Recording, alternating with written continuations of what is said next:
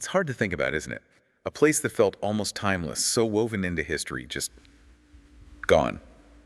Today, we're doing a deep dive into something truly heartbreaking, the loss of the Grand Canyon Lodge on the North Rim.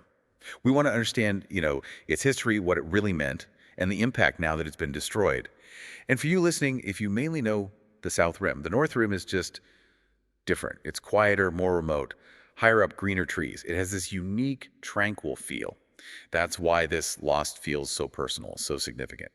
So let's explore its story, its resilience, and, well, its tragic end. It really is staggering when you think about the history packed into that place. The original lodge, Union Pacific built it, opened way back in 1928. 28, wow. Yeah, but it didn't last long initially. September 1st, 1932, gone. A fire, maybe kitchen, maybe a cigarette, supposedly consumed it in just minutes. In minutes. That's terrifyingly fast. It really is, but the fact that it was rebuilt tells you so much. Right, it shows how important it must have been, even then. Exactly. They got it reconstructed, reopened in 1937, Yeah. built it right back on the old foundation, even reused a lot of the original stonework. Amazing. It was scaled back a bit, no second story this time, but the essence was absolutely there. And Gilbert Stanley Underwood, the architect, Yeah. his whole idea was about blending in, right, using that local stone. That's the key. Underwood wanted buildings to represent their environment, to feel like they belonged. You saw it everywhere. The sloped roof for snow, those massive ponderosa pine beams, the incredible limestone facade using local kaibab limestone. It just fit. Made it feel part of the canyon itself. That's why it became a National Historic Landmark in '87. People genuinely said it felt like being a pioneer stepping back in time. Such a unique feeling. And the specific losses, I keep thinking about Brighty. Oh, Brady the Burro? Yeah, that famous 600-pound bronze statue. You know the book, the movie? Of course, rubbing his nose for luck. Right. Losing Brady, it's like losing a piece of the park's soul, a connection point for so many families. And they also lost valuable archives, which is just devastating from a historical perspective. And it wasn't just history, was it?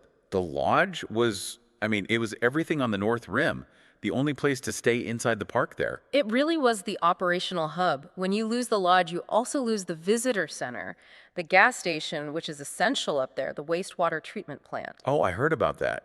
Its destruction released chlorine gas. Yeah, tragically. Yeah? Hampered the firefighting efforts, actually prevented them from dropping retardant right when it was needed most. Plus, the administrative building, all the employee housing. It's not just a building gone, it's the whole support system for visiting that remote area. And the dining room. People rave about it. One of the best in the national parks. Truly special. I mean, can you imagine sitting right there, the edge of the Grand Canyon, having dinner? And there was the gift shop, the post office sending postcards felt so, perfectly old-fashioned there. The Rough Rider Saloon, that amazing outdoor deck. Just soaking in the views. And it was the launch point for the mule rides, the path to Bright Angel Point. Just the center of activity. So much more than just a place to sleep. People called it magical, talked about family traditions, finding peace there.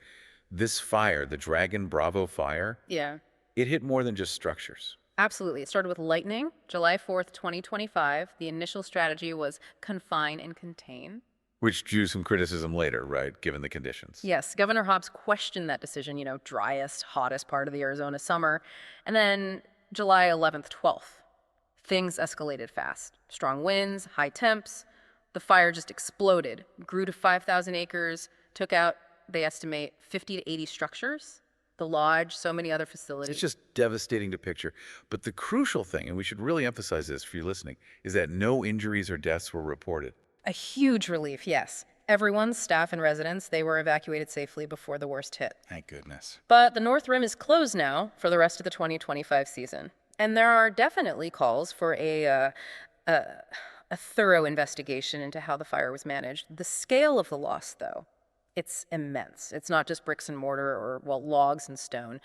It was a cultural touchstone, a living history, a place where you and so many others made irreplaceable memories. It's such a profound loss. But, Yeah. Thinking back, the lodge was rebuilt after that first fire in the 30s. Yeah. It makes you wonder, doesn't it, about that history resilience, that community's determination. Could this cherished landmark rise again? Its significance, well, that clearly hasn't burned away.